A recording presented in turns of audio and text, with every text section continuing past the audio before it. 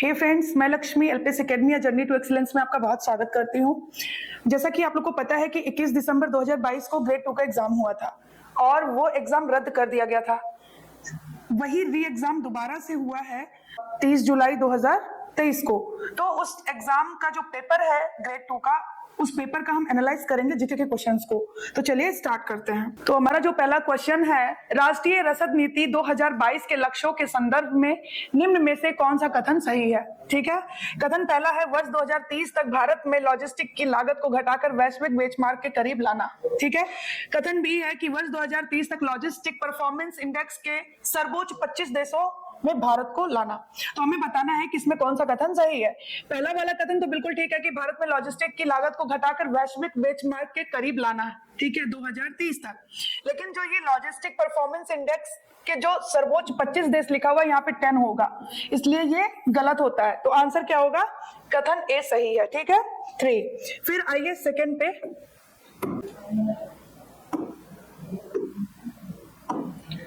Second question है, भारत में सूक्ष्म लघु और मध्यम उपक्रमों के कागज विहीन व शून्य लागत व रजिस्ट्रेशन के लिए निम्न में से कौन सा पोर्टल शुरू किया गया है? ठीक है, तो आंसर है इसका उद्यम पोर्टल। उद्यम पोर्टल। अब आते हैं चैंपियंस पोर्टल पर। ये जो चैंपियंस पोर्टल है किसका है? एमएसएमई मिनिस्ट्री है। एमएसएमई की ही मदद करेगा, उनकी शिकायतों को सुलझाना वगैरह काम है। ठीक है, समाधान की बात करें तो ये जो समाधान है, राज्य नागरिकों को सुविधा प्रदान करने के लिए राज्य सरकार द्वारा रैंप की अगर हम बात करें, ये जो रैंप है ये एमएसएमई कवरेज को बढ़ाना, एमएसएमई कवरेज को बढ़ाना। ठीक है, तो इसका आंसर क्या होगा? उद्यम पोर्टल। नेक्स्ट पे आइए, निम्न में से कौन से बजट में सरकार ने घोषणा की कि भारत में कृषकों को उनकी उत्पादन लागत से कम 1.5 गुना एमएसपी दिया जाएगा? आंसर क्या होगा इसका? क्वेश्चन नंबर 3, आंसर इसका है संघीय बजट 2018 एंड 19। संघीय budget 2018 and 19, union budget 2018 and 19। ठीक है, नेक्स्ट पे आइए, question number 4। Question number 4, Bharat में निम्न में से कौन सी संस्था भारतीय निर्यातकों और बैंकों को निर्यात साख बीमा सेवाएं प्रदान करती है? कौन प्रदान करती है? निर्यात साख guarantee Nigam, the export credit guarantee corporation. ठीक है, तो आंसर होगा इसका 3। Answer is 3। ठीक है, चलिए नेक्स्ट पे।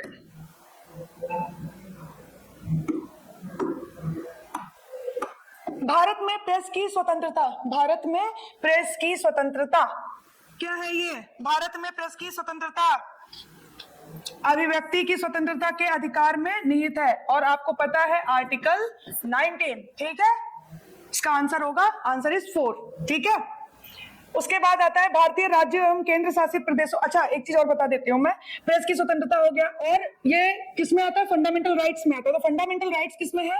भाग 3 में है, अनुच्छेद यानी आर्टिकल 12 से 35। ठीक है, मूल संविधान जो था उसमें 7 थे, 7 राइट्स थे। अभी नाउ कितने हैं? 6 हैं। एक हटा दिया गया था, 31 और 19F को इसे हटाकर कहा कर दिया गया है? 300 का में, 300 का में, आर्टिकल 300 का में, जो कि अब लीगल राइट है। राइट टू प्रॉपर्टी क्या है? अब लीगल राइट है। ठीक है, चलिए क्वेश्चन नंबर 6 पे चलते हैं हम। नेक्स्ट क्वेश्चन है हमारा, क्वेश्चन नंबर 6, भारतीय राज्यों एवं केंद्र शासित प्रदेशों के लिए निर्यात तत्परता सूचकांक कौन तैयार करता है? कौन तैयार करता है? आंसर क्या होगा इसका? आंसर इसका नीति आयोग एवं प्रतिस्पर्धात्मक संस्थान। आंसर है इसका 2। ठीक है, वित्त आयोग लिखा हुआ है, ये आर्टिकल 280 में है। चलिए नेक्स्ट पे आते हैं हम।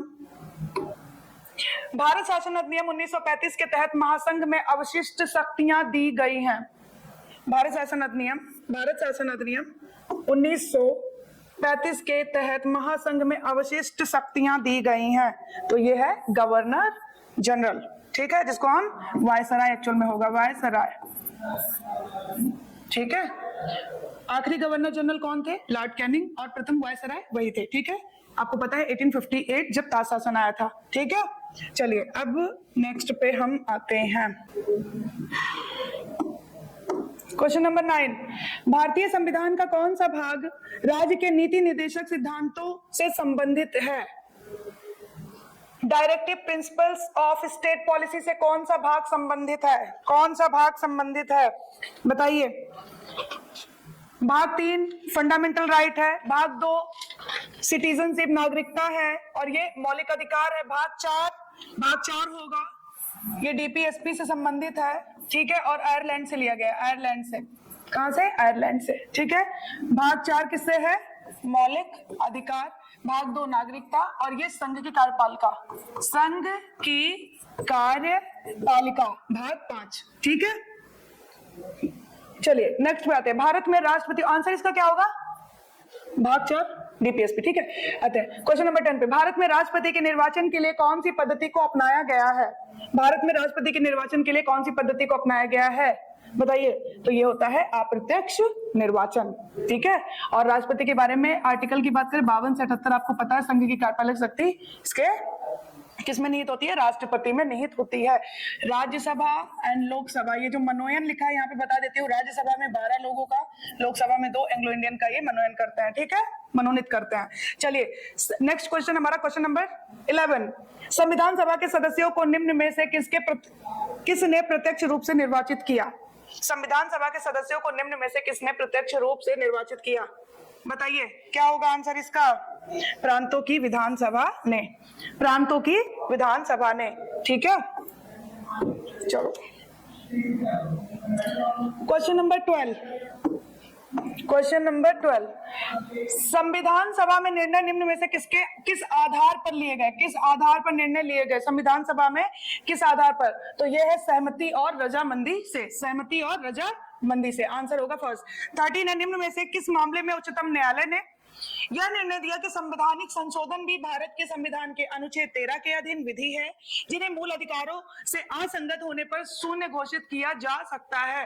कौन से इसमें दिया था इन्होंने, बताएं। आंसर होगा इसका केशवानंद भारती मामला, जो कि आया था 1973। एक चीज और बता दो, बेसिक स्ट्रक्चर यानी मूल ढांचे की अवधारणा यहीं पर आई थी। मिनर्वा मिल की बात करें 1980 और गोलकनाथ 1967, ठीक है। तो इसका आंसर क्या होगा? केशवानंद भारती मामला।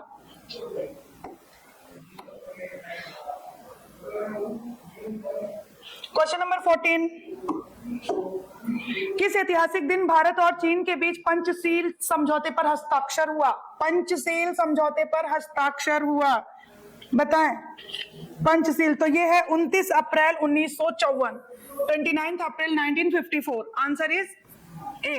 प्रसिद्ध पुस्तक twilight in China, twilight in China किसके द्वारा लिखी गई है? किसके द्वारा लिखी गई है?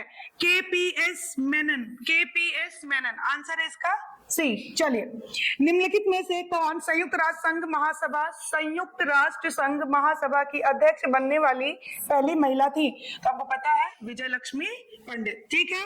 उसके बाद इसमें एनी बेसेंट है, 1917 में इन्होंने क्या किया था?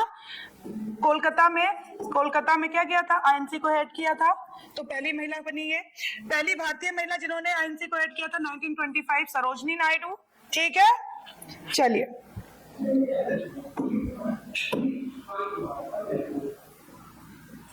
लोकसभा के नेता, लोकसभा का नेता कौन है? कौन है लोकसभा का नेता? प्रधानमंत्री, ठीक है। आर्टिकल 74 एंड 75, प्रधानमंत्री के नेतृत्व में मंत्रिपरिषद होता है और मंत्रिपरिषद क्या करता है? राष्ट्रपति को सलाह मशवरा देता है, ठीक है। ये हो गया। और लोकसभा के बारे में कौन सा आर्टिकल है? आर्टिकल 81। राज्यसभा के लिए है 80, राष्ट्रपति के लिए है 52 से 78, ठीक है। उपराष्ट्रपति आप लोग मुझे बताओगे, ये होमवर्क है। चलो, 2019 के आम चुनाव में राष्ट्रीय राजनीतिक दलों के प्रत्याशी कुल कितने स्थानों पर विजयी हुए? कितने स्थानों पर विजयी हुए? 397, जिसमें से बीजेपी की बात करूं 303, कांग्रेस की बात करूं तो 52 और तृणमूल की बात करूं तो ये कितनी थी? 22, बीएसपी 10, ठीक है, बीएसपी 10। तो इसका आंसर वैसे क्या होगा? 397। 2019 के आम चुनाव में राष्ट्रीय राजनीतिक दलों के प्रत्याशी कुल कितने स्थानों पर विजयी हुए? 397, ठीक है। फिर क्वेश्चन है CII और FICCI फिक्की है क्या है? क्या है ये?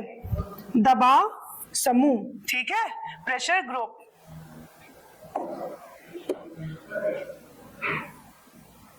क्वेश्चन नंबर 20, क्वेश्चन नंबर 20, 31 अगस्त 1989, 31 अगस्त 1989 को कौन सी संधि पर हस्ताक्षर हुए थे? कौन सी संधि पर हस्ताक्षर हुए थे? IRBM संधि, IRBM संधि, IRBM ट्रीटी।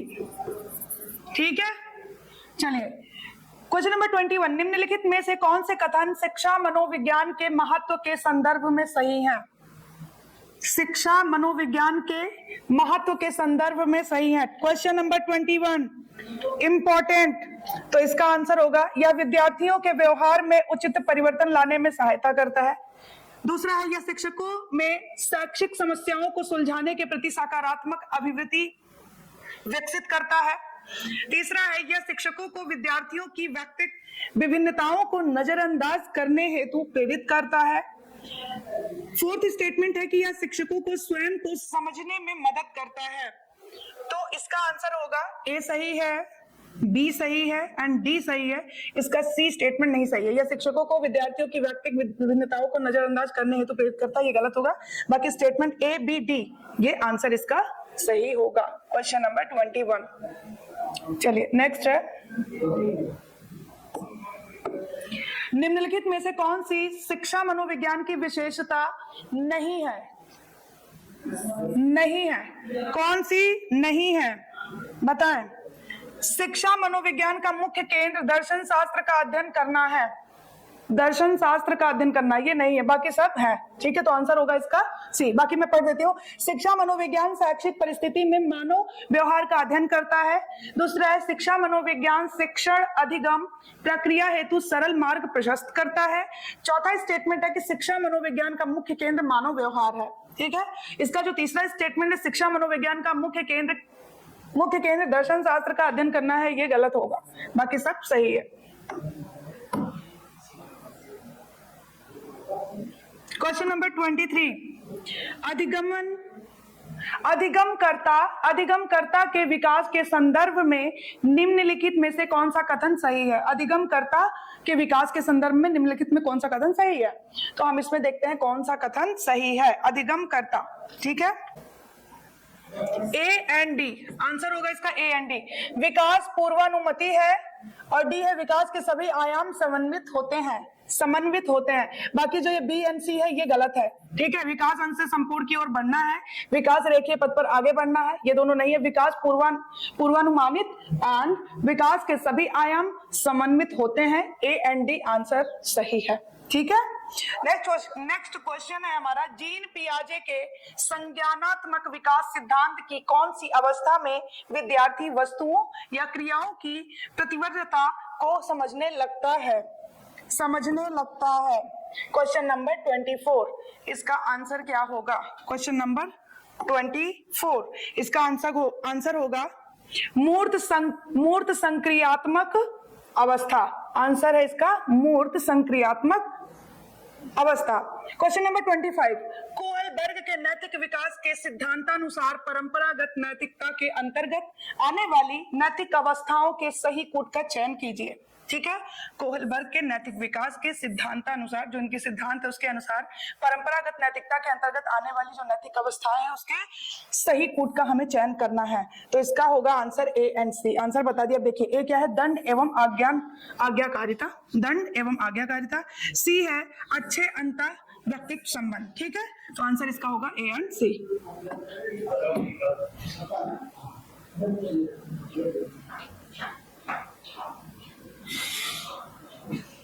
क्वेश्चन नंबर 26, निम्नलिखित में से कौन सी अधिगम की सही विशेषता नहीं है?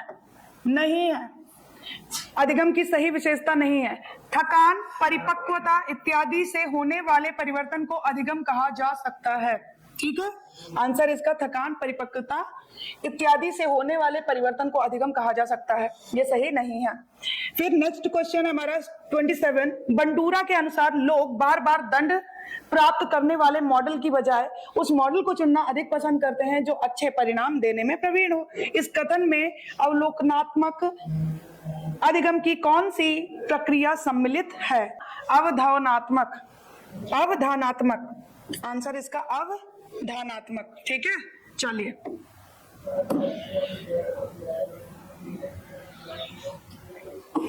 क्वेश्चन नंबर 28, अधिगम के केंद्रीय विचार नीचे दिए जा रहे हैं। अधिगम कर्ता अपने ज्ञान के निर्माण हेतु सक्रिय रहते हैं। ठीक है, ज्ञान निर्माण प्रक्रिया में सामाजिक अंतःक्रिया महत्वपूर्ण होती है।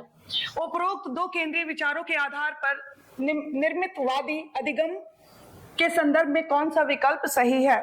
कौन सा विकल्प सही है बताएं। ए एंड बी दोनों आवश्यक है। ए एंड बी दोनों आवश्यक है। ठीक है, चलिए क्वेश्चन नंबर 29। क्वेश्चन नंबर 29, चलिए जोड़ों को मिलाइए, जोड़ों को मिलाइए परीक्षण एवं उनके निर्माताओं के अनुसार। ठीक है, पास अलोंग परीक्षण, संस्कृति मुक्त परीक्षण, सम्मिलन सिद्धांत एंड IQ। तो पास अलोंग परीक्षण इसका क्या होगा? अलेक्जेंडर, तो ये हो गया 2। फिर आएगा संस्कृति मुक्त परीक्षण, ये क्या होगा? 3 यानी कैटल। फिर आता है सम्मिलित सिद्धांत, इसका होगा 4 जे जोंग। एंड देन बचा क्या? टर्मन, तो ये हो जाएगा यहाँ पे 1। तो 2 3 4 1, 2 3 4 1, आंसर इज 4। Answer is 4। ठीक है, चलिए जुंग युंग के अनुसार व्यक्तित्व की टाइपोलॉजी प्रारूप विज्ञान में समाज सेवी, राजनीतिज्ञ और व्यापार प्रबंधन एग्जीक्यूटिव निम्न में से श्रेणीबद्ध किए जा सकते हैं। क्या होगा? आंसर होगा इसका बहिर्मुखी। बहिर्मुखी। क्वेश्चन नंबर 31, व्यक्तित्व आकलन के लिए निम्नलिखित में से कौन सा परिस्थिति परीक्षण का उदाहरण नहीं है? परिस्थिति परीक्षण का कौन सा उदाहरण नहीं है बताएं।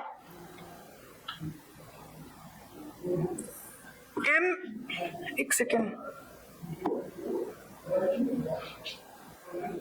MMPI, MMPI आंसर होगा इसका। ठीक है, MMPI। क्वेश्चन नंबर 32, एक वृद्ध व्यक्ति हमेशा अपने पूर्व के जीवन की सफल उपलब्धियों के बारे में बताता रहता है। ठीक है, जो पहले उसका सफल जीवन था, उसकी उपलब्धियां जो थी उसकी, वो बताता रहता है उसके बारे में। समायोजन क्रियाविधि का यह उदाहरण निम्नलिखित में से कौन सी आरक्षा युक्त से संबंधित है बताएं। तो ये है प्रतिगमन। क्या है? प्रतिगमन। ठीक है, आंसर क्या होगा इसका? प्रतिगमन। ठीक है, चलो एक विद्यार्थी एक कोर्स के परीक्षण में अच्छे ग्रेड प्राप्त करने के लिए कठिन परिश्रम पूर्वक अध्ययन करता है। यह किसका उदाहरण है? ये किसका उदाहरण है?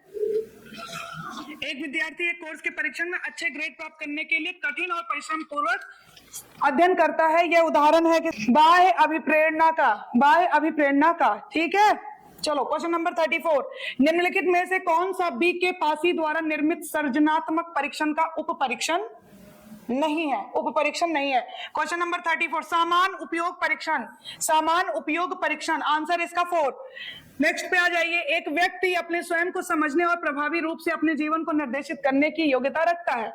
गार्डनर के अनुसार व्यक्ति निम्नलिखित में से किस प्रकार का फ्रेम ऑफ माइंड यानी मन की रूपरेखा रखता है?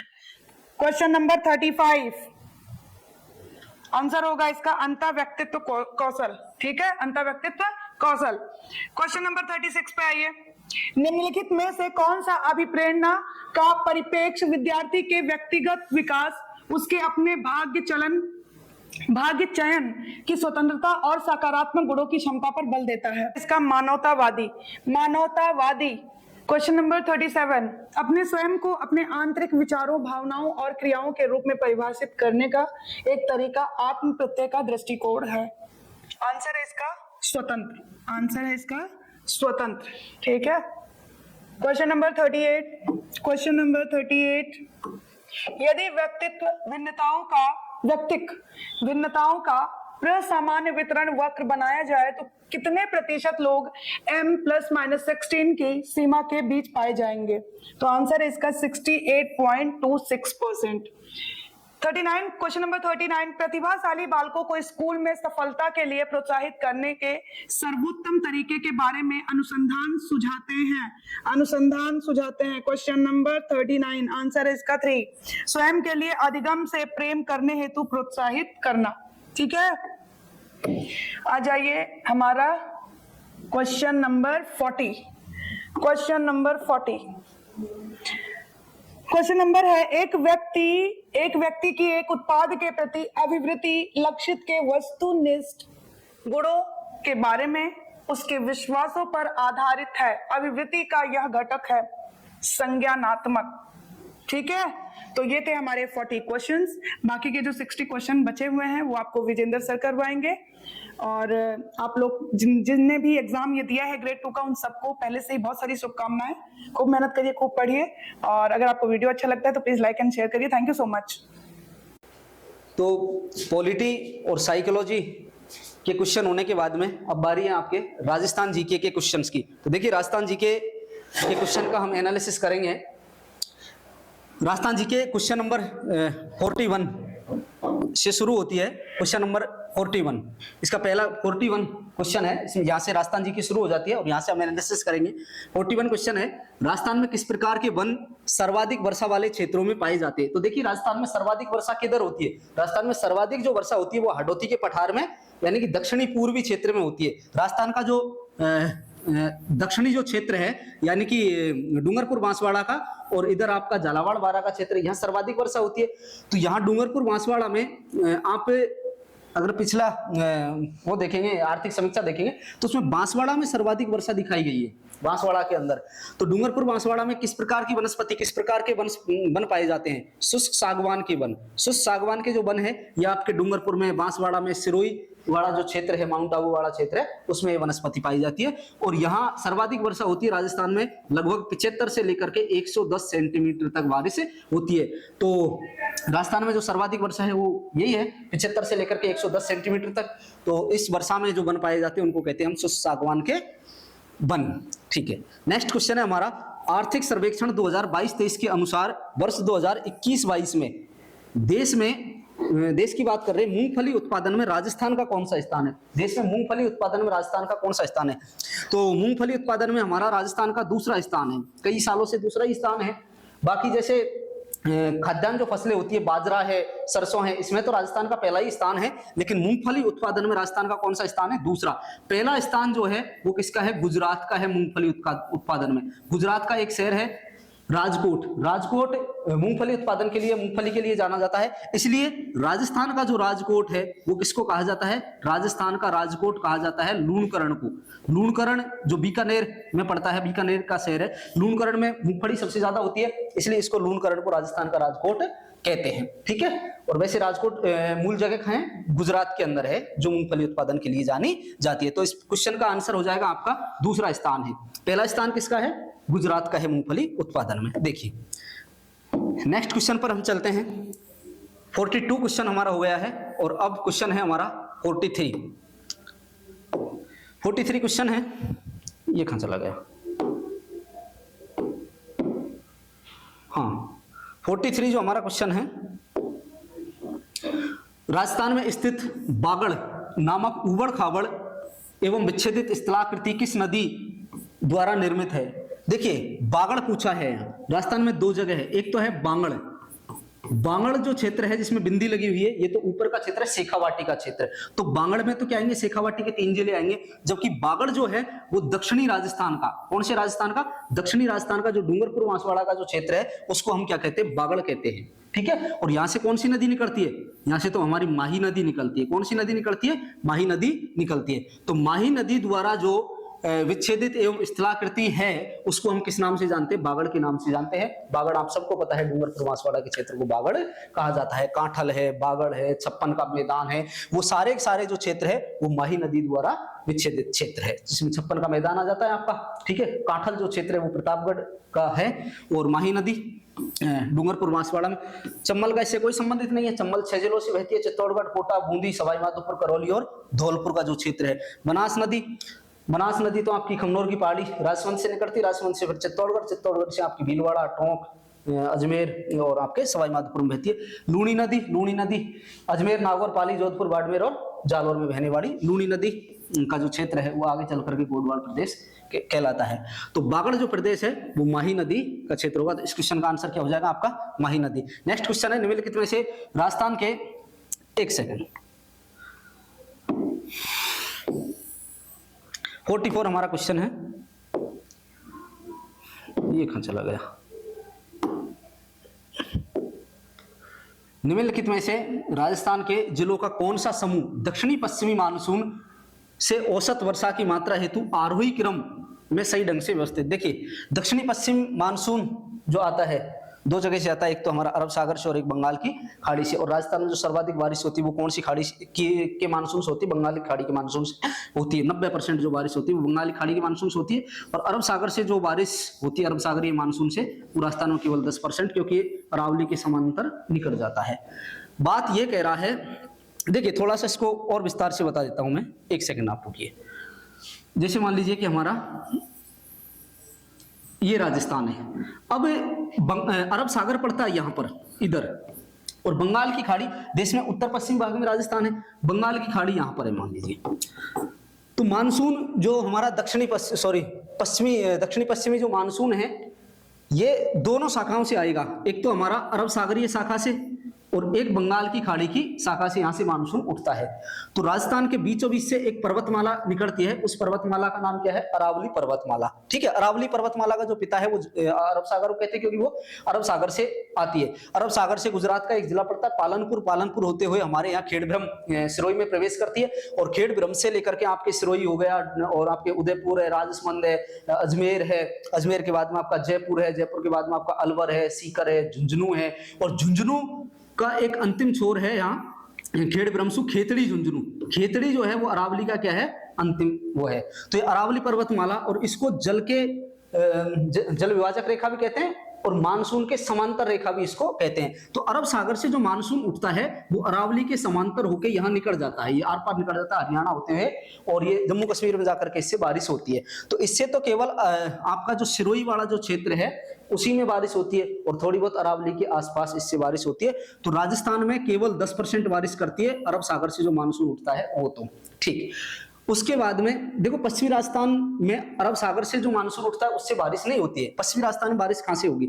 अब बंगाल की खाड़ी से जो मानसून उठता है, ये हमारे यहाँ भारत में मेघालय है, और मेघालय में जो पहाड़ियां हैं, गारो खासी और जयंतिया पहाड़ियां, उन पहाड़ियों से जाकर के ये बंगाल की खाड़ी से उठने वाला मानसून जाकर के टकराएगा, और उनसे टकरा करके वहां बारिश करेगा। तो मेघालय में सर्वाधिक बारिश होती है, और ये फिर मानसून इस तरीके से रुक करता है। तो मध्य भारत में, यानी कि जैसे छत्तीसगढ़ है, झारखंड है, उत्तर मध्य प्रदेश है, वहां खूब बारिश करते हुए एक एंट्री करता है राजस्थान के झालावाड़ में, इसकी एंट्री होती है।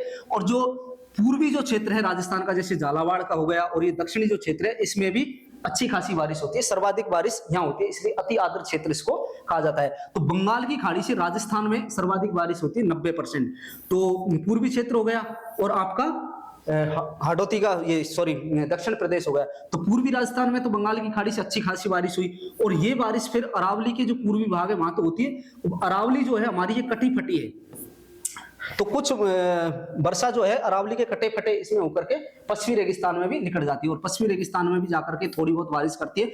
लेकिन जो बिल्कुल पश्चिमी छोर है, जैसलमेर तक जाते जाते ये बिल्कुल मानसून यहाँ खत्म हो जाता है, यहाँ वर्षा खत्म हो जाती है। तो जैसलमेर में तो इससे बहुत कम, ना के बराबर बारिश होती है, और ये जो है अर्ध शुष्क जो क्षेत्र है इसमें भी इससे कम बारिश होती है। लेकिन अरावली के पूर्वी क्षेत्र में बंगाल की खाड़ी से अच्छी खासी बारिश होती है, और अरावली का जो पश्चिमी जो क्षेत्र है वो सूखा रह जाता है, इसलिए अरावली को जल विभाजक रेखा के नाम से भी जाना जाता है।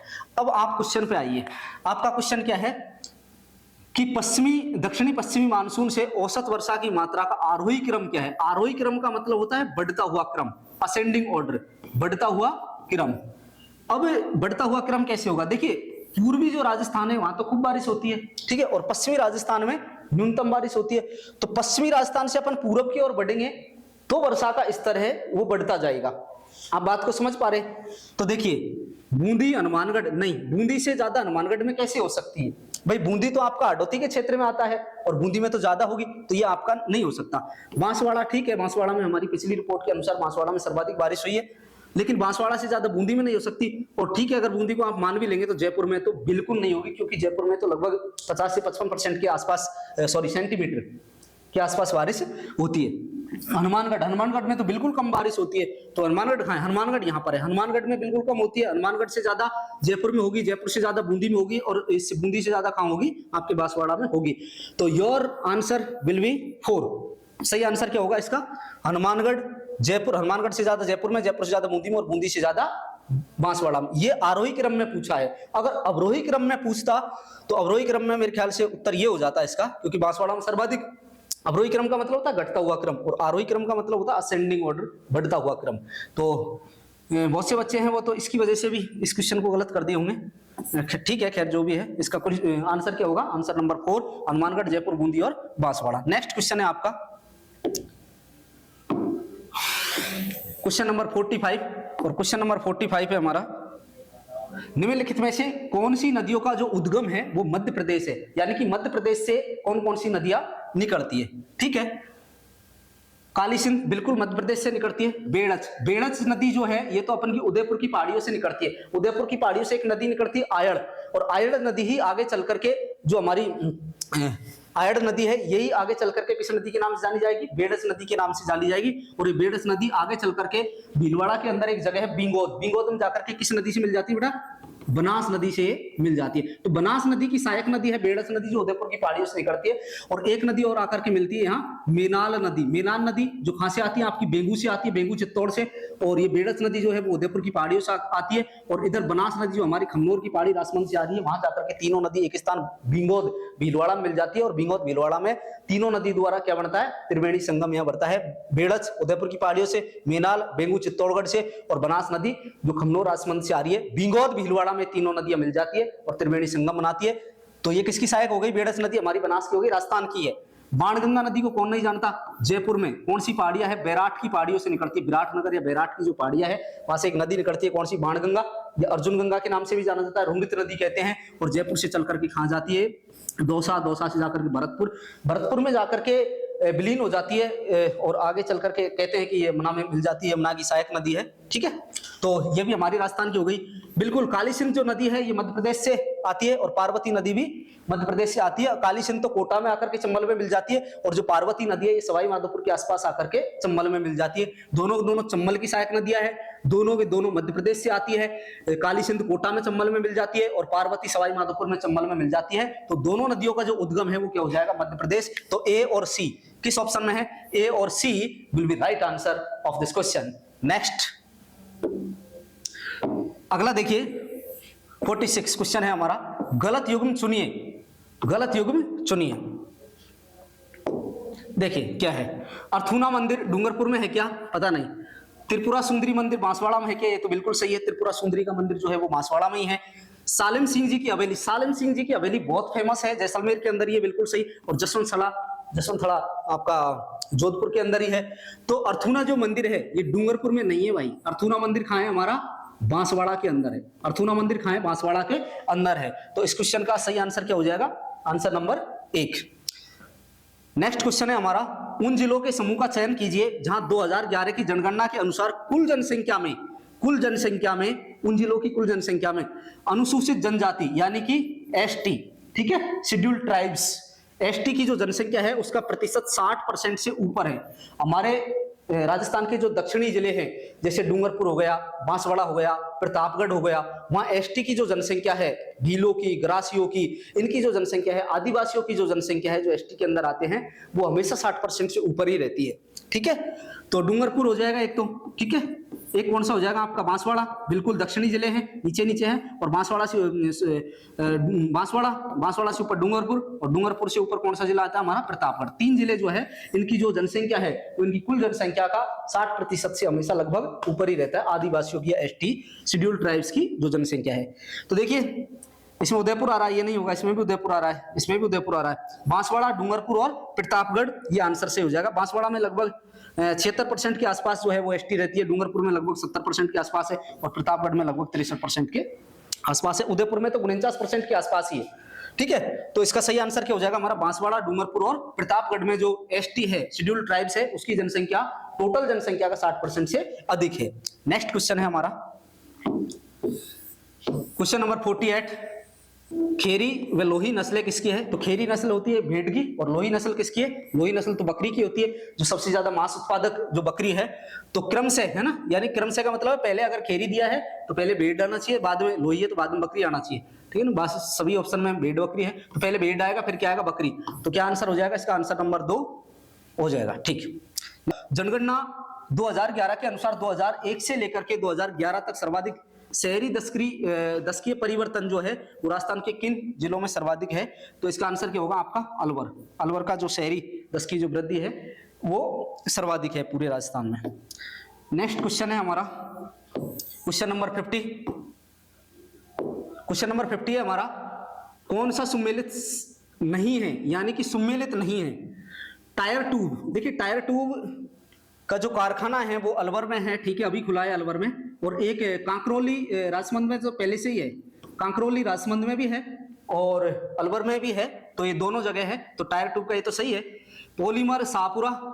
हाईटेक गिलास, हाईटेक गिलास जो है ये तो धौलपुर में फैक्ट्री है, बहुत पुरानी फैक्ट्री है। ये और बात है कि अब ये आजकल बंद पड़ी है, लेकिन है तो सही। सफेद सीमेंट निम्बा हेड़ा। देखो निम्बा हेड़ा में सीमेंट है लेकिन सफेद सीमेंट का नहीं है। सफेद सीमेंट के राजस्थान में 3 कारखाने हैं। एक तो है आपका निम्बा हेड़ा चित्तौड़गढ़ में पड़ता है, चित्तौड़गढ़ में जगह है मांगरोल। अगर मांगरोल ये देते हैं मांगरोल चित्तौड़गढ़, तो मांगरोल चित्तौड़गढ़ जो है वो सफेद सीमेंट का कारखाना है। एक है आपका गोटन नागौर, गोटन नागौर में भी सफेद सीमेंट का कारखाना है। और एक है आपका खारिया खंगार जोधपुर, खारिया खंगार जोधपुर जो है वहां भी सफेद सीमेंट का कारखाना है। लेकिन निब्बा हेड़ा चित्तौड़ में सफेद सीमेंट का कारखाना नहीं है। चित्तौड़गढ़ की जगह पड़ती मांगरोल, मांगरोल में सफेद सीमेंट है और दूसरा सफेद सीमेंट का कारखाना गोटन नागौर में है, खारिया खंगार जोधपुर में है, लेकिन निब्बा हेड़ा में सफेद सीमेंट का कारखाना नहीं है। So your answer will be 4। Next जो है हमारा 51 क्वेश्चन है, हिस्ट्री का क्वेश्चन है भाई 51। सुल्तान अलाउद्दीन खिलजी का सेनापति जो रणथंबोर किले की घेराबंदी के समय मारा गया था। देखिए अलाउद्दीन ने रणथंबोर के ऊपर 2 आक्रमण किए थे। इनके जो चाचा थे जलालुद्दीन खिलजी, उन्होंने भी रणथंबोर पर 2 आक्रमण किए थे 1290 में और 1292 में, लेकिन जलालुद्दीन खिलजी और हमीर से हार जाता है। उसके बाद में जलालुद्दीन को मार करके और 1296 में अलाउद्दीन दिल्ली का सुल्तान बनता है, दिल्ली सल्तनत का शासक बनता है। अल्टीमेटली अलाउद्दीन खिलजी 2 सेनापतियों को रणथंबोर पर आक्रमण के लिए भेजते हैं। और वो 2 सेनापति कौन कौन से थे? एक तो था नुसरत खां और दूसरा था उलुग खां। और ये दोनों के दोनों सेनापति रणथंबोर पर आक्रमण के लिए आते हैं 1299 में। अलाउद्दीन ने जो पहली बार जो सेना भेजी थी वो 1299 में भेजी थी। रणथंबोर किले की जो कुंजी है वो थी जाहिन दुर्ग। कौन सी थी? जाहिन दुर्ग। इसका मतलब यह था कि पहले जाहिन दुर्ग को अपने कब्जे में लेना पड़ेगा, उसके बाद ही आप रणथंबोर में एंट्री कर सकते हैं। तो नुसरत खां और उलुग खां की जो सेना है वो जाहिन दुर्ग पर आक्रमण करके जाहिन दुर्ग को अपने गिरफ्त में ले लेती है, कब्जे में ले लेती है। उधर रणथंबोर का सेनापति कौन था? रणथंबोर का शासक कौन था? हम्मीर। हम्मीर को इस बात की सूचना मिलती है और हम्मीर भी 2 सेनापतियों के नेतृत्व में जाहिन दुर्ग पर सेना भेज देते हैं, भीम सिंह और धर्म सिंह के नेतृत्व में। और इनके बीच में नुसरत और उलुग खां की सेना और उधर हमारे हम्मीर की जो सेना थी वो किसके नेतृत्व में आई थी? भीम सिंह और धर्म सिंह के नेतृत्व में। तो दोनों सेनाओं के बीच में युद्ध होता है जाहिन के किले को छुड़ाने के लिए। और इधर से नुसरत खां की क्या हो जाती है? मृत्यु हो जाती है। नुसरत खां घायल हो गया था, घायल होकर के वो आगरा की तरफ, दिल्ली की तरफ जा रहा था और रास्ते में इसकी मृत्यु हो गई थी। उलुगु खां बच गया था और इधर से भीम सिंह की मृत्यु हो गई थी। ध्यान रही थी, भीम सिंह की मृत्यु के लिए धर्म सिंह को जिम्मेदार ठहराया था हमीर ने। तो रणथंबोर पर आक्रमण के समय अलाउद्दीन के कौन से सेनापति की मृत्यु हो गई थी? तो नुसरत खां की मृत्यु हो गई थी। ठीक। और उसके बाद में फिर अलाउद्दीन स्वयं आता है 1301 में और रणथंबोर के 2 सेनापति थे रणमल और रत्तीपाल, वो गद्दारी कर देते हैं, अलाउद्दीन की तरफ जाकर के मिल जाते हैं और हमीर को ये युद्ध हारना पड़ता है। अलाउद्दीन रणथंबोर के दुर्ग पर कब्जा कर लेता है और जो हमारे हमीर है वो वीरगति को प्राप्त हो जाते हैं, केसरिया कर लेते हैं और राजस्थान का जो पहला साका है वो रणथंबोर में 1301 में हुआ था। हमीर की पत्नी थी रंग देवी, वो जोहर कर लेती है। हमीर की एक पुत्री थी देवल दे, वो पानी के पदमले में कूद करके अपना आत्मदाह कर देती है। राजस्थान का पहला साका था जिसमें केसरिया किसने किया था? हमीर ने, और जोहर किसने किया था? हमीर की पत्नी रंग देवी ने। आक्रमण किसका हुआ था? अलाउद्दीन खिलजी का। अलाउद्दीन ने 2 बार आक्रमण किए थे। पहले जो आक्रमण में नुसरत खां मारा गया था और दूसरा आक्रमण जो हुआ है वो 1301 में हुआ है, जिसमें अलाउद्दीन जीत जाता है और रणथंबोर पर अपना कब्जा जमा लेता है। इसके साथ में अमीर खुसरो आए थे। अमीर खुसरो ने कहा था कि आज जो है कुफर का घर इस्लाम का गढ़ बन गया। तो ये जो कुफर से संबंधित जो डायलॉग है ये अमीर खुसरो ने कहा है और रणथंबोर के संबंध में कहा है कि आज कुफर का घर इस्लाम का गढ़ बन गया। ठीक। नेक्स्ट हमारा क्वेश्चन है, किस इतिहासकार ने हल्दी घाटी के युद्ध को गोगुंदा का युद्ध कहा है? देखिए हल्दी घाटी के युद्ध को गोगुंदा का युद्ध किसने कहा है? हल्दी घाटी के युद्ध के कई उपनाम हैं। अबुल फजल नहीं, अबुल फजल ने तो हल्दी घाटी के युद्ध को खमनोर का युद्ध कहा है। कौन सा युद्ध कहा है? खमनोर का युद्ध, क्योंकि खमनोर की पहाड़ियों के आसपास ये युद्ध हुआ था। एक है अब्दुल कादिर बदायूनी, तो बदायूनी ने हल्दी घाटी के युद्ध को किसका युद्ध कहा है? गोगुंदा का युद्ध कहा है। गोगुंदा जगह उदयपुर में पड़ती है। और कर्नल जेम्स टॉड जो राजस्थान इतिहास के जनक है, जिन्होंने राजस्थान इतिहास लिखा है, किताब लिखी थी annals and antiquities of Rajasthan, तो कर्नल जेम्स टॉड ने और हल्दी घाटी के युद्ध को क्या कहा है? मेवाड़ की थर्मोपल्ली। मेवाड़ की थर्मोपल्ली, ठीक है, मेवाड़ की थर्मोपल्ली। तो तीनों ही हल्दी घाटी के नाम है, ये आप याद रखिएगा। अबुल फजल ने हल्दी घाटी के युद्ध को खमनोर का युद्ध कहा है, बदायूनी ने हल्दी घाटी के युद्ध को गोगुंदा का युद्ध कहा है, और कर्नल जेम्स टॉड जो राजस्थान इतिहास के जनक है, उन्होंने हल्दी घाटी के युद्ध को मेवाड़ की थर्मोपल्ली कहा है। ठीक, नेक्स्ट हमारा क्वेश्चन है 53 क्वेश्चन। 1857 के स्वतंत्रता संग्राम के समय मेवाड़ का पॉलिटिकल एजेंट कौन था? तो देखिए 1857 की क्रांति के समय मेवाड़ का पॉलिटिकल एजेंट कौन था? सीएल सोबर्स था। जयपुर का ईडन था, नहीं बेटा, जयपुर का ईडन था, कोटा का बर्टन था, मेवाड़ का सावर्स था, मारवाड़ का मेक मोशन था, और मोरिसन था आपका कहां का? भरतपुर का। सिरोही का जेडी हॉल था। ठीक है, तो इसका आंसर क्या हो जाएगा? Major sources. पूरा नाम है सीएल सावर्स। ये कहां के थे? हमारे मेवाड़ के थे। मेवाड़ का राजा तो स्वरूप सिंह था 1857 क्रांति के समय, और पॉलिटिकल एजेंट कौन था? सावर्स था। कर्नल ईडन ये तो जयपुर के थे भाई, जयपुर का राजा था राम सिंह सेकंड, और जयपुर का जो पॉलिटिकल एजेंट बनाया गया था वो कर्नल ईडन को बनाया गया था। मेक मोशन, इसमें ये गलत लिख रखा है, मेक मोशन जो थे वो कहां के थे? मारवाड़ के। मारवाड़ का राजा तो था तखत सिंह, और मारवाड़ का जो पॉलिटिकल एजेंट था मेक मोशन, जिसको हमारे चेलावास के युद्ध में और ठाकुर कुशाल सिंह ने और उसके सैनिकों ने, जो पूर्वीय सैनिक थे, उन्होंने इसकी गर्दन काट के अहुआ के किले पर टांग दी थी 18 सितंबर 1857 को। तो मेक मोशन कहां का? मारवाड़ का। मारवाड़ का राजा था तख्त सिंह। कर्नल ईडन जयपुर का है, जयपुर का राजा था राम सिंह सेकंड। और ये मोरिसन लिखा हुआ है, मोरिसन भरतपुर के थे। भरतपुर के राजा 1857 क्रांति के समय जसवंत सिंह थे, और हमारे मारवाड़ के थे पॉलिटिकल एजेंट सीएल सावर्स, और मारवाड़ के जो मेवाड़ के जो राजा थे वो थे Maharana Swaroop Singh. Okay, next question है निम्नलिखित में से किस पुरातन स्थल के निवासी वस्त्र बुनाई की तकनीक से परिचित थे? देखिए इसके आंसर में थोड़ा सा कंफ्यूजन है, क्योंकि बैराट से भी जो है ना वो पंचमार्क सिक्के मिले हैं सूती वस्त्र में लिपटे हुए, तो सूती कपड़ा यहां से भी मिला हुआ है। लेकिन इसका जो सही आंसर होगा वो क्या होगा? आंसर नंबर 3, क्योंकि यहां से सर्वाधिक वस्त्र मिले हैं बालाथल से। तो बालाथल आंसर वैसे सही होना चाहिए इसका, क्योंकि सर्वाधिक वस्त्र यहां से मिले हैं, लेकिन कपड़ा तो बैराट से भी मिला है। पंचमार्क सिक्के एक सूती कपड़े में बंधे हुए मिले हैं। तो देखते हैं आरपीएससी इसको क्या मानती है। वैसे इसका आंसर बालाथल होना चाहिए। नेक्स्ट जो क्वेश्चन है वो है 55 क्वेश्चन है हमारा। किस अभिलेख में प्रतिहारों को सौमित्र यानी कि लक्ष्मण से उद्भूत हुआ कहा गया है? उद्भूत हुआ का मतलब है इसी के वंशज माना गया है। देखिए प्रतिहार जो है अपने आप को भगवान राम के छोटे भाई लक्ष्मण के वंशज मानते हैं।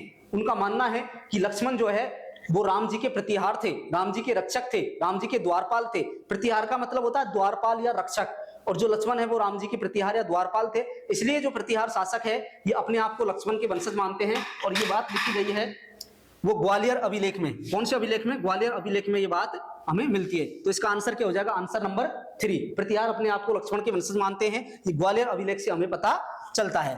ओके, नेक्स्ट क्वेश्चन है हमारा ललित विग्रहराज नाटक जो है, ललित विग्रहराज जो नाटक है इसके लेखक कौन है? इसके लेखक है सोमदेव। तो ललित विग्रहराज के लेखक सोमदेव किस चौहान शासक के राजकवि थे? देखिए चौहानों में और एक शासक आते हैं विग्रहराज चतुर्थ, जिनको बीसल देव के नाम से भी जाना जाता है। बीसल देव, विग्रहराज चतुर्थ जिनको बीसल देव के नाम से भी हम जानते हैं। इनका जो शासन काल है वो 1153 से लेकर के 1163 है। ये बीसल देव वही है जिन्होंने बीसलपुर बांध बनवाया था। 1153 से लेकर के 1163 तक अजमेर के शासक रहे। विग्रहराज चतुर्थ स्वयं विद्वान थे, इसलिए विद्वानों के आश्रयदाता थे, विद्वानों का सम्मान करते थे। इसलिए इनकी कुछ उपाधियां हैं, इनको कहते हैं कटी बांधव। कटी बांधव या कटिबंध जो है वो इनकी एक उपाधि है, क्योंकि ये विद्वानों के आश्रयदाता थे, स्वयं भी विद्वान थे। इन्होंने भी एक नाटक की रचना की है, और इन्होंने जो नाटक की रचना की है उस नाटक का नाम है हरिकेली। तो इनके स्वयं के द्वारा जो नाटक लिखा गया है वो तो है हरिकेली। स्वयं विद्वानों के आश्रयदाता थे, इसलिए इनको कटि बांधव या कटिबंध कहा जाता है। बिग्रेराज चतुर्थ को बीसल देव के नाम से भी जाना जाता है, और इन्होंने बीसलपुर बांध जो टोंक के अंदर बनवाया था, और इनका जो शासन पीरियड है वो है 1153 से लेकर के 1163, और इन्हीं के वंशज हुए थे इनकी दूसरी तीसरी पीढ़ी में पृथ्वीराज चौहान तृतीय, जिन्होंने हमारे तराइन के 2 युद्ध लड़े थे। तो जो ललित बिग्रेराज लिखने वाले जो कवि हैं वो किनके दरबार में थे? बिग्रेराज चतुर्थ के दरबार में थे। नेक्स्ट हमारा क्वेश्चन है क्वेश्चन नंबर 57। क्वेश्चन नंबर 57 है, मत्स्य संघ का बृहत राजस्थान में विलय कब हुआ? देखिए, राजस्थान का जब इंटीग्रेशन हुआ, राजस्थान का एकीकरण हुआ, उसमें सबसे पहले जो एकीकरण हुआ था वो राजस्थान की पूर्वी जो रियासतें थी, अलवर, भरतपुर, करौली, धौलपुर, इनका एकीकरण करके इनका एक संघ बनाया गया था 18 मार्च 1948 को, और उस संघ का नाम दिया गया था मत्स्य संघ। तो मत्स्य संघ कब अस्तित्व में आया? 18 मार्च 1948 को मत्स्य संघ, जिसमें 4 रियासतें थी, अलवर, भरतपुर, करौली और धौलपुर। और आगे चल करके दूसरे राजस्थान में तो वो 9 रियासतें मिलती है, ठीक है ना, बूंदी, बांसवाड़ा, ठीक है।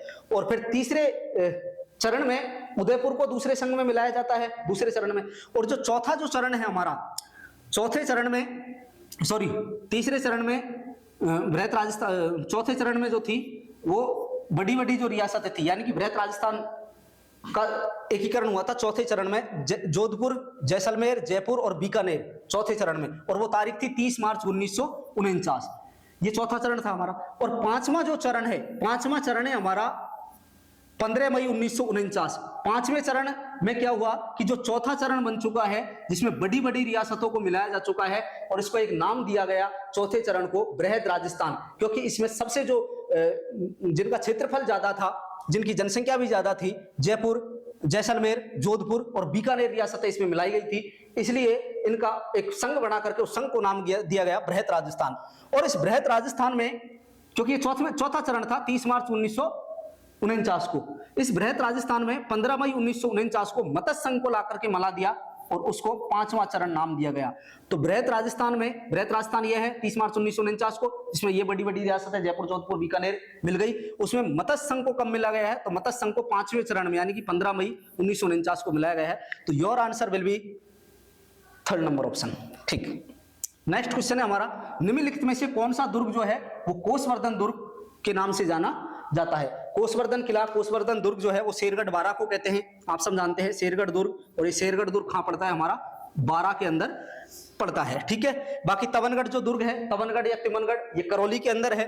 सिवाना जो दुर्ग है वो बाड़मेर के अंदर है, मारवाड़ के राजाओं की शरण स्थली रहा है। और अलवर का बाला किला, ये बाला जो किला है वो अलवर में है। अलवर में भानगढ़ किला भी है, अलवर में आपका जो है काकनवाड़ी का किला भी है, अलवर में जो है आपका बाला किला भी है। ये इसको कुमारा किला के नाम से भी जानते हैं, बाला दुर्ग को, अलवर वाले को, ठीक है। नेक्स्ट क्वेश्चन है हमारा, लोक देवता हड़बू जी। देखिए इधर वैसे जो लोक देवता है वहां से जो पंचपीर है वहीं से क्वेश्चन ज्यादा आते हैं। हड़बू जी को तो हम कम ही पढ़ते हैं, लेकिन क्वेश्चन पूछ लिया, ठीक है, क्योंकि हड़बू जी को पढ़ते कम है। हड़बू जी सांखला राजपूत थे, सांखला जाति के, सॉरी सांखला गोत्र के हड़बू जी। इनका जो जन्म हुआ था वो तो नागौर में हुआ था, बाद में फलोदी के आसपास एक जगह पड़ती है बेंगटी गांव, बेंगटी में चले गए थे। और बेंगटी में हड़बू जी जो अपंग गाय होती थी उनके लिए चारा लेके आते थे इनकी बैलगाड़ी से, तो इनकी बैलगाड़ी की पूजा होती है। और बेंगटी में इनका क्या बना हुआ है? मंदिर बना हुआ है। ये बेंगटी कहां पड़ती है? आपकी जोधपुर के पास में एक जगह है फलोदी, तो फलोदी बेंगटी में इनका मंदिर बना हुआ है। वैसे इनका जो मूल स्थान है वो तो नागौर था, तो इसका आंसर सही क्या हो जाएगा? बेंगटी गांव में इनका क्या बना हुआ है? मंदिर बना हुआ है। वहीं अपंग गायों के लिए चारा लेकर के आते थे, इनकी बैलगाड़ी की पूजा की जाती है। नेक्स्ट क्वेश्चन है हमारा क्वेश्चन नंबर 60, 1942 में किस सत्याग्रही की जोधपुर जेल में भूख हड़ताल के दौरान मृत्यु हो गई थी? देखिए देश में 1942 का जो आंदोलन चल रहा था महात्मा गांधी जी के नेतृत्व में, उस आंदोलन को और हमारे मारवाड़ में भी जयनारायण व्यास के नेतृत्व में चलाया जा रहा था। और जयनारायण व्यास के नेतृत्व में कई सारे जो सत्याग्रही थे वो भूख हड़ताल कर रहे थे। उनको 9 जून 1942 को अंग्रेजों द्वारा जेल में डाल दिया जाता है। और उनमें से एक व्यक्ति है बाल मुकुंद बिस्वा। इन बाल मुकुंद बिस्वा की भूख हड़ताल के दौरान जोधपुर की जेल में क्या हो गई थी? मृत्यु हो गई थी। तो इसका आंसर क्या होगा? बाल मुकुंद बिस्वा। ठीक, नेक्स्ट क्वेश्चन है हमारा क्वेश्चन नंबर 61। चांदकरण शारदा और हरविलास शारदा राजस्थान के किस संस्था से? सब दोनों के दोनों आर्य समाजी थे। आर्य समाज का दयानंद सरस्वती जी का दोनों के दोनों के ऊपर प्रभाव था। इवन 1880 में इनको अजमेर का आर्य समाज का अध्यक्ष भी बनाया गया था। हरविलास शारदा जी को, ये तो वकील थे, शिक्षक भी थे, न्यायाधीश भी बने, तो ये तो बहुत पढ़े लिखे इंसान थे। और लेकिन आर्य समाज से प्रभावित थे, आर्य समाज के नेतृत्व भी करते थे। अजमेर में, अजमेर के थे, ये कहाँ के हैं? अजमेर के हैं, आर्य समाजी है, आर्य समाज से जुड़े हुए थे, आर्य समाज के अध्यक्ष भी बनाए गए थे। और इन्हीं के प्रयासों से, हरविलास शारदा के प्रयासों से ही 1929 और 30 में शारदा एक्ट पारित हुआ था। क्या है शारदा एक्ट? बाल विवाह निरोधक एक्ट है, बाल विवाह निरोधक कानून है, जो हरविलास शारदा के प्रयासों से ही 1929-30 में बाल विवाह निरोधक एक्ट पारित हुआ था। तो इनको इसलिए भी जाना जाता है। और ये दोनों के दोनों आर्य समाजी थे। दयानंद सरस्वती जी हमारे राजस्थान में आए थे, लगभग 3 बार आए थे, और राजस्थान में ही उनकी मृत्यु हुई थी जहर देने के कारण। ठीक, नेक्स्ट हमारा क्वेश्चन है 1911 और 1912 में गोविंद गुरु जिन्होंने भगत आंदोलन चलाया, ठीक है, वही गोविंद गुरु है। उनकी गतिविधियों का केंद्र क्या था? देखिए, गोविंद गुरु की गतिविधियों के केंद्र ईडर भी रहा है, बेडसा भी रहा है, सूत भी रहा है ना। लेकिन 1911-12 यानी मानगढ़ से पहले की बात है ये। और मानगढ़ से पहले जो गोविंद गुरु थे वो डूंगरपुर में ही थे। डूंगरपुर में एक जगह पड़ती है बेडसा, तो बेडसा ही उनकी गतिविधियों का केंद्र रहा है, गोविंद गुरु की गतिविधियों का केंद्र। नेक्स्ट क्वेश्चन है हमारा, वेरी गुड, अक्षय तृतीया। अक्षय तृतीया को हमारे राजस्थान में सर्वाधिक क्या होते हैं? बाल विवाह होते हैं भाई, है ना। अक्षय तृतीया का जो त्योहार है, त्योहार में एक मात्रा आती है, दो नहीं आती है। अक्षय तृतीया का त्योहार कब मनाया जाता है? तो बैसाख महीने की शुक्ल पक्ष की, ध्यान रहे, बैसाख महीने में मनाया जाता है, शुक्ल पक्ष की तृतीया को अक्षय तृतीया का त्योहार मनाया जाता है। राजस्थान में सर्वाधिक बाल विवाह होते हैं, अबूझ सावा कहते हैं इसको, इसमें कोई दोष नहीं लगता। अक्षय तृतीया को कोई भी विवाह कर सकता है, ठीक है। ओके, नेक्स्ट क्वेश्चन है हमारा, लोक गायकी की चारवात शैली, चारवात जो शैली है वो टोंक की है। चारवात शैली राजस्थान के किस नगर में प्रचलित है? तो टोंक की है चारवात शैली। सिंपल सा क्वेश्चन था आपका। नेक्स्ट क्वेश्चन है हमारा, चारवात शैली कहाँ की है भाई लोक गायकी की? तो टोंक की है। नेक्स्ट, निम्नलिखित में से कौन सी जो रचना है कानड़ देव और अलाउद्दीन खिलजी के आपसी संबंधों की जानकारी देता है? अलाउद्दीन खिलजी ने और जालौर के ऊपर आक्रमण किया था। पहले सिवाना को जीता था, उसके बाद में जालौर को जीता था।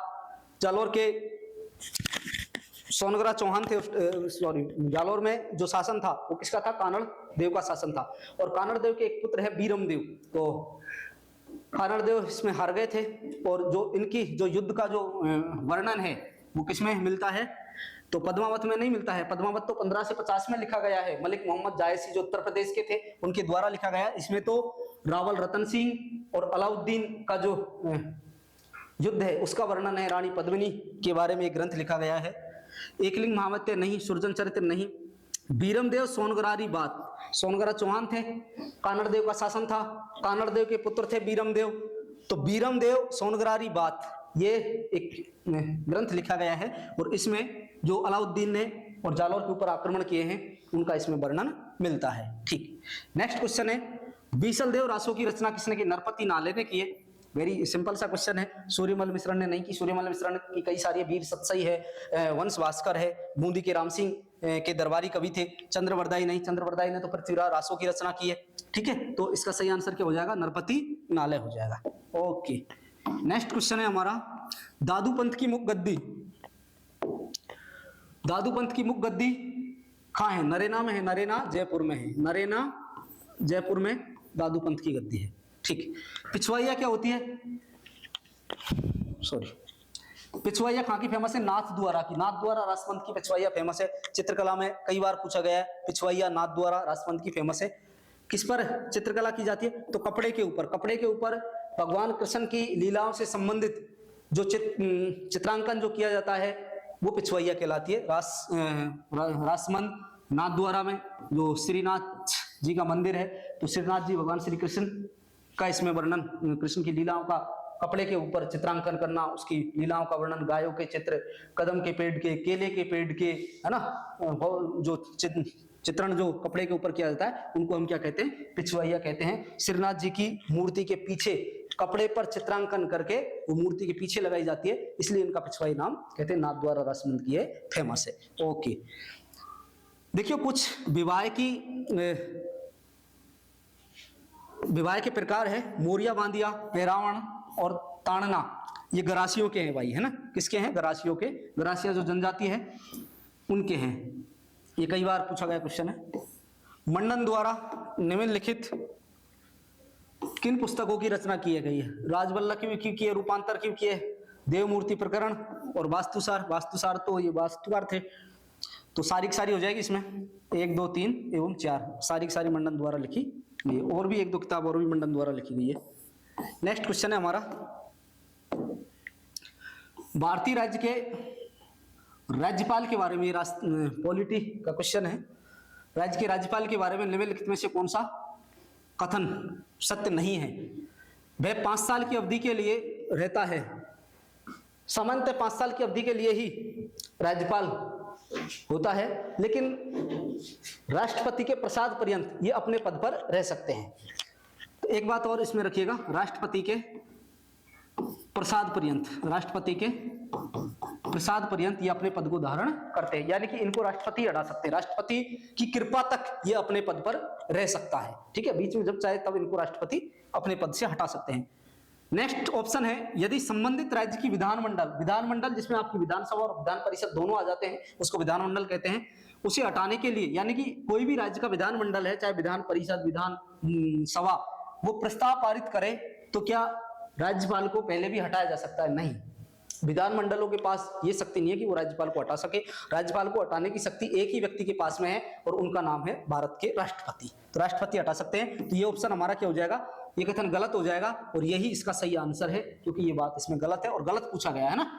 कौन सा कथन सत्य नहीं है? असत्य नहीं है पूछा गया है। राज्यपाल की नियुक्ति भारत के राष्ट्रपति के द्वारा की जाती है, बिल्कुल की जाती है, ठीक है ना। एक से अधिक राज्यों का राज्यपाल हो सकता है, बिल्कुल हो सकता है। 7वां संविधान संशोधन 1956 में किया गया, बाकायदा राज प्रमुख के पद को समाप्त किया गया और राज्यपाल का पद 1956 में जब आया, हमारे राजस्थान के पहले राज्यपाल बने गुरुमुख निहाल सिंह, है ना, तब ये बात कही थी कि एक व्यक्ति जो है वो एक से अधिक राज्यों का राज्यपाल हो सकता है।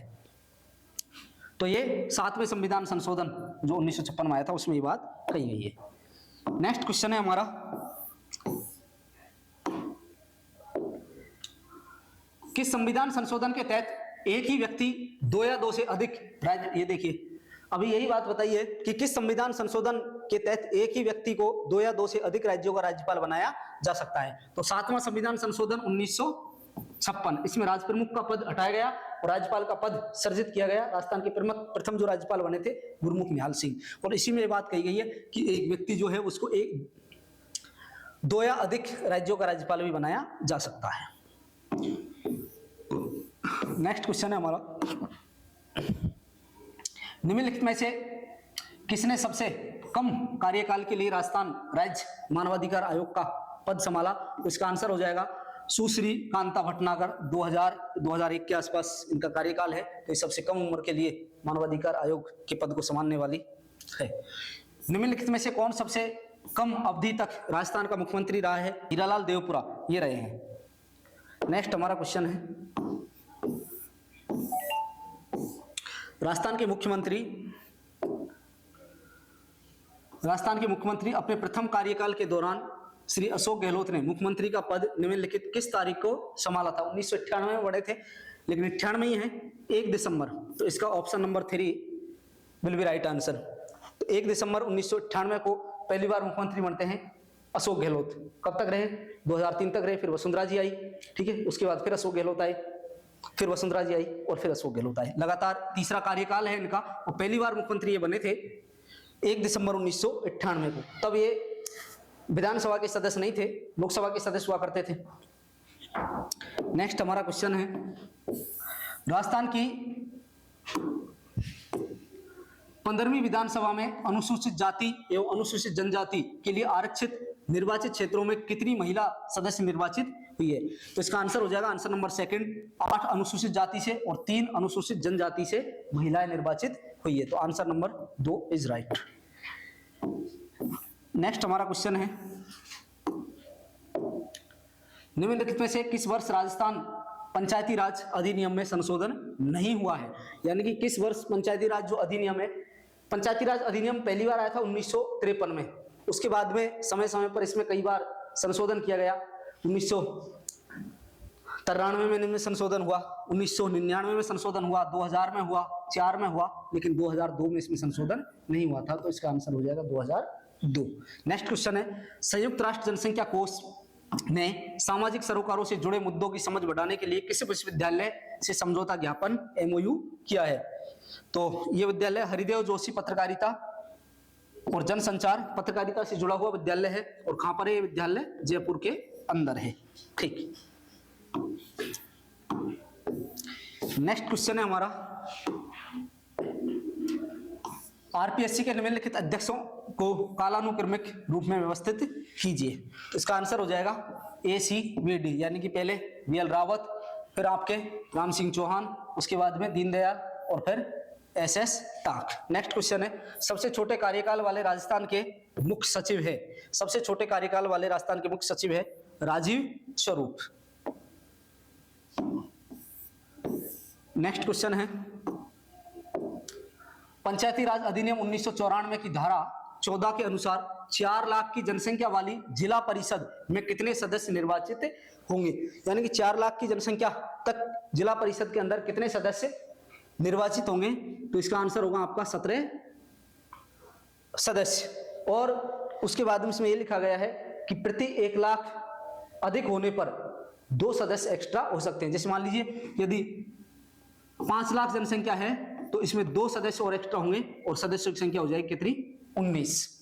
ठीक, नेक्स्ट हमारा क्वेश्चन है,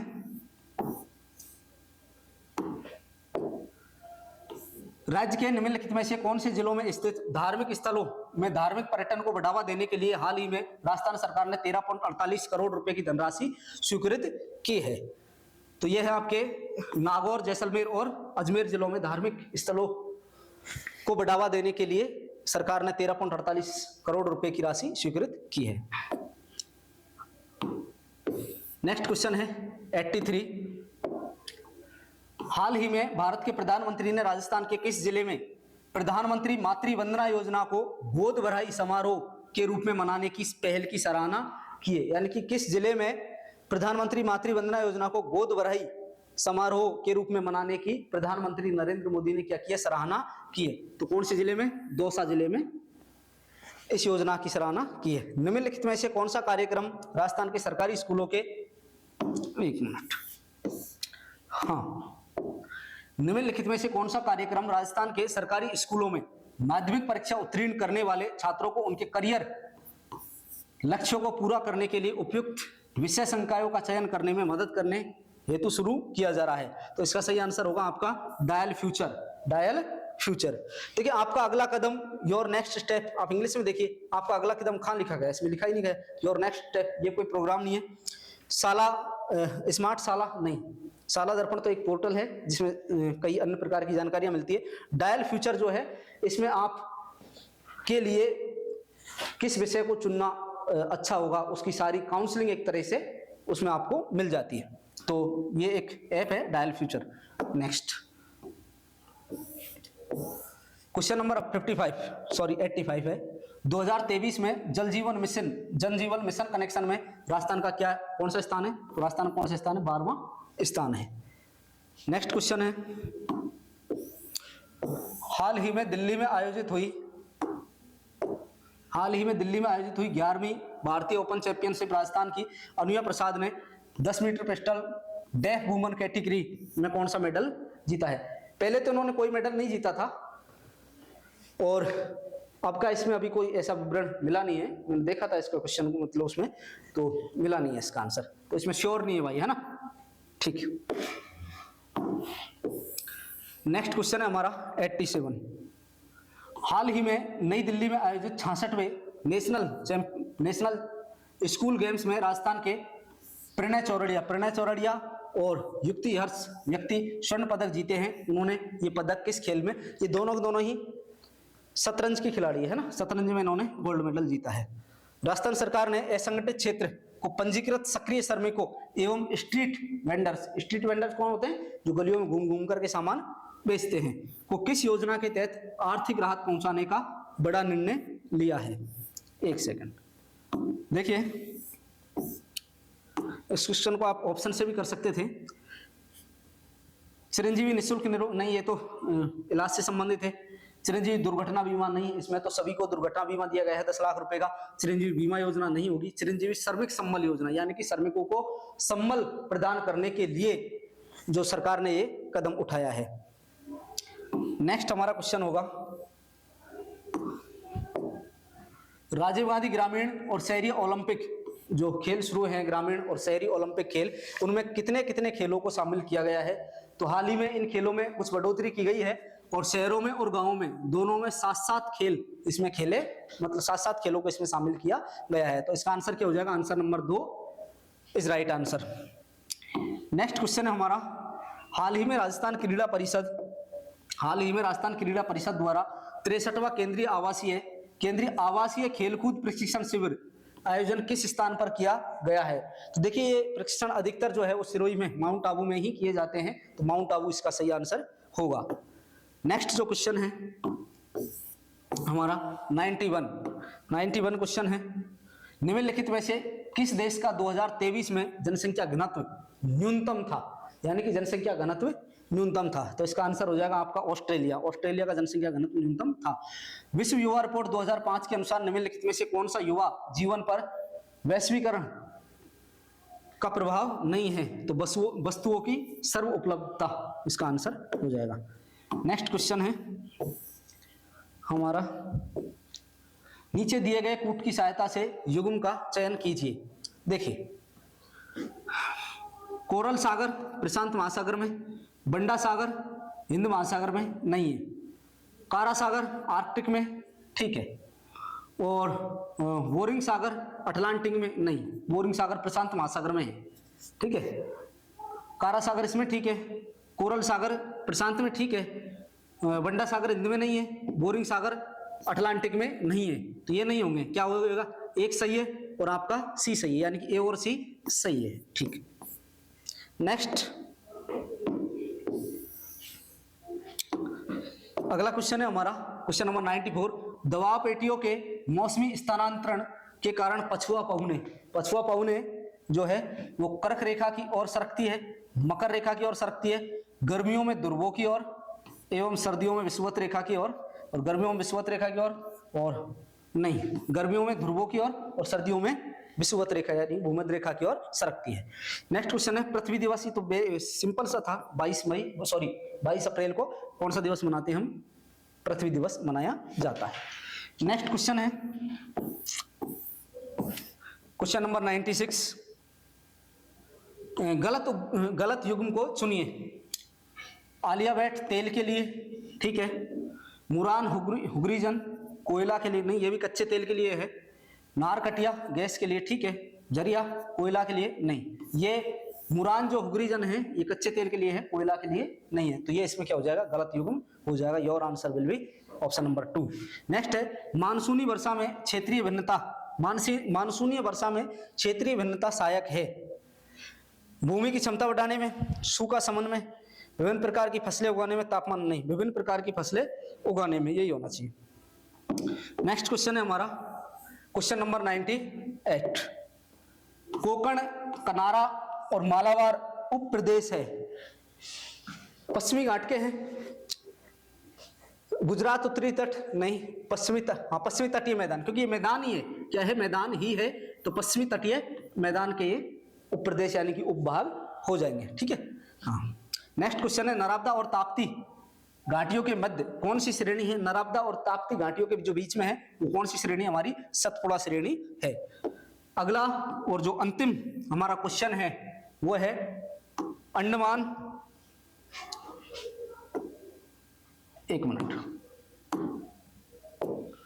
अंडमान और निकोबार द्वीप समूह में अधिकांश तक इस प्रकार के वन पाए जाते हैं। तो उष्ण कटिबंधीय सदाबहार वन जो है वो, क्योंकि भूमध्य रेखा के आसपास जो है वो उष्ण कटिबंधीय सदाबहार वन जो है वो भूमध्य रेखा के आसपास पाए जाते हैं। हमारे राजस्थान में भी जो दक्षिणी राजस्थान है, डूंगरपुर और मासवाड़ा का जो क्षेत्र है, उसमें भी उष्ण कटिबंधीय सदाबहार प्रकार के वन पाए जाते हैं।